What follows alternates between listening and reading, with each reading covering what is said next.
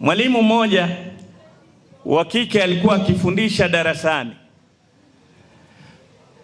Katika darasa lile kukawa kuna wasichana wengine wanakataa kujistiri, hawavai. Wanamuuliza yule mwalimu wa kike, kwa nini sisi? Wajua dada zetu akishakuwa wasomi kidogo kidogo, chumvi na sukari, wanajisikia yeye ashafika. Wauliza yule mama, mbona wewe, hii dini ya Kiislamu imelazimisha watu wote, wanawake wajifunike, wavae hijab?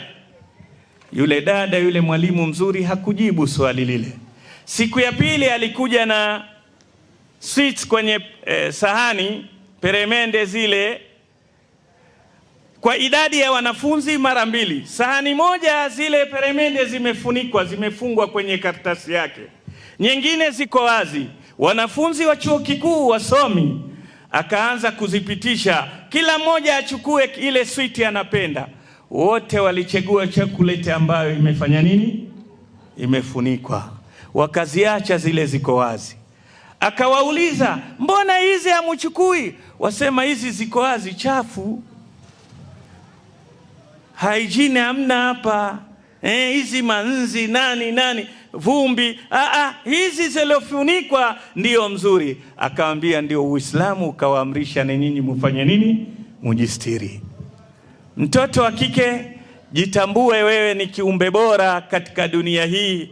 Heshima yako uliyopewa ni kubwa, na kwa sababu wewe vile vile ni shule, kuna watu watasoma kwako. Al-ummu madrasa. Wanasema mama, mwanamke ni shule. Wewe unatarajiwa kuwa ndiye mlezi, na madamu ni mlezi lazima uwekwe vizuri, kwa sababu hakuna malezi mazuri kama malezi ya kuiga. Yule mtoto anavyokuona ndivyo atakavyokuwa yeye, na kiasi ulivyokuwa unaishi na heshima ndivyo na mtoto wako atabaki kuwa na heshima.